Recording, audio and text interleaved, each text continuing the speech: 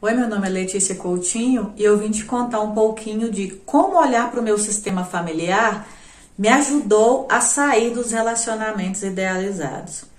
Eu venho de um sistema familiar onde algumas verdades caladas, silenciadas, vão sendo transmitidas de geração em geração. Uma delas é: não confie nos homens, não precisamos deles. Mas também tem um lema lá na família, sabe? Para fazer parte da família tem que ser bonito, inteligente, bem-sucedido de preferência e festeiro, porque família mineira é cheia de festa e aí gente calado, gente que não conversa, que fica ali no cantinho, sabe? Às vezes não é bem-vindo. Então, eu sempre me senti um patinho feio durante muito tempo, porque eu era exatamente o oposto daquilo.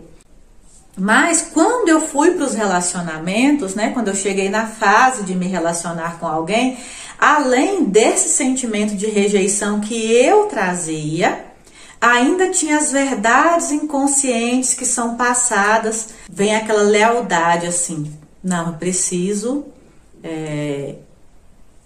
obedecer de alguma forma, sabe? Eu não posso decepcionar a minha família.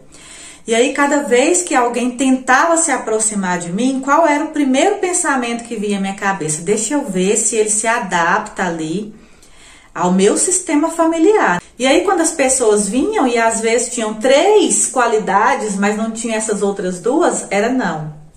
Não, não quero. E eu andava com a plaquinha do não, sabe? A pessoa não podia nem chegar. Às vezes, eu não estava com a placa assim, mas estava na minha face, no meu rosto, na minha expressão, assim, de você não tem chance. Só que o não, que eu pensava que era um movimento simples, de não gostei dele, não fez meu tipo, começou a tomar uma proporção tão grande que virou praticamente um vício de não, né? Os que eu queria também falavam não pra mim, sabe? E ia aumentando aquela rejeição. Eu não conseguia enxergar que antes desses homens me rejeitarem, eu também me rejeitava, porque eu olhava no espelho e pensava: se o meu corpo fosse assim, assim, assim, talvez ele se interessasse. Se o meu cabelo fosse assim, assim, assim, talvez ele se interessasse por mim. Eu acho que o defeito está em mim, o problema só pode estar em mim. E como a placa do não virou um vício, né? Se tornou uma ressonância. É uma verdade que não é vivida, ela é apenas transmitida para as gerações, né? E que a gente toma aquilo, a gente acredita naquilo. E quando eu fui olhar o que estava errado, eu observei que, além da minha postura arrogante, que foi criada no complexo de rejeição, ou seja, eu fui colocando o não na frente, rejeitando as pessoas tantas vezes, que eu fui me arrogando perante elas, né? Além de uma postura interna arrogante, os meus olhos, quando olhava para o homem, também não conseguia confiar totalmente, me entregar totalmente. Por quê? Porque a verdade era: não precisamos de homens. Então, eu preciso me suster em mim mesma se eu não preciso de um homem. E isso foi me ferindo, os anos foram passando, as dores foram vindo, cada relacionamento doía mais do que o outro. Eu tentava acreditar que o problema estava em mim, ou então o problema estava no outro. Eu tentava achar um culpado para tudo. Muitas vezes era eu, muitas vezes era o outro. Mas a verdade é que, no fundo, não existem culpados. Existem escolhas. Porque cada vez que alguém se aproximava e eu levantava a placa do não, eu estava fazendo uma escolha: eu quero permanecer solteira. E as verdades que foram ditas, que eu precisava abandonar aquilo, mas eu estava de uma forma cega, presa àquele padrão, àquela história sofrida do clã. Então eu comecei a olhar para dentro de mim, para essa postura minha, e vi o quanto eu estava arrogante diante dos homens. E o quanto eu precisava olhar para os homens com respeito, incluí-los, dar a eles um lugar do meu lado. E não na minha frente, atrás de mim, ou na minha sombra.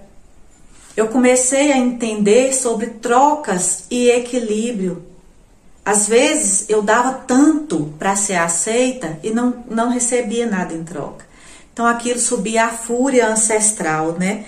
De todas aquelas mulheres frustradas no relacionamento e que eu não entendia e achava que a culpa estava em mim ou nos homens.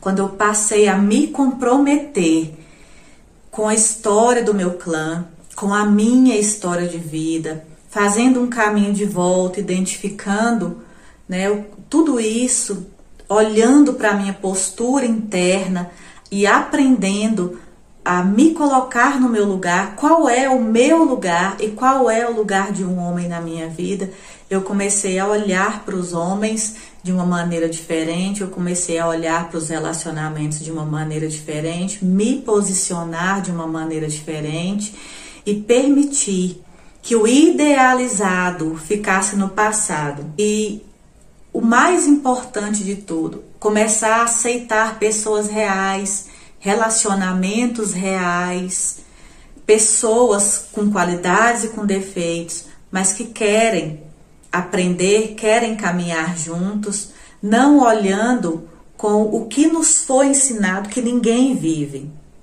mas o que eu desejo num relacionamento e como eu posso alcançar isso, ou seja, o que nos une.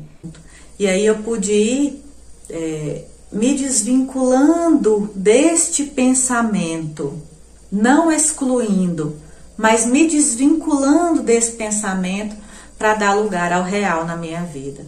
E se você se identificou com algo que eu falei aqui, se você está vivendo isso, eu te convido a fazer um caminho de volta e a começar a observar quais foram as verdades que foram passadas para você, mas que no fundo ninguém conseguiu suprir ou viver aquilo porque está preso no idealizado. Se permita viver o real existe, o idealizado está fora do nosso alcance.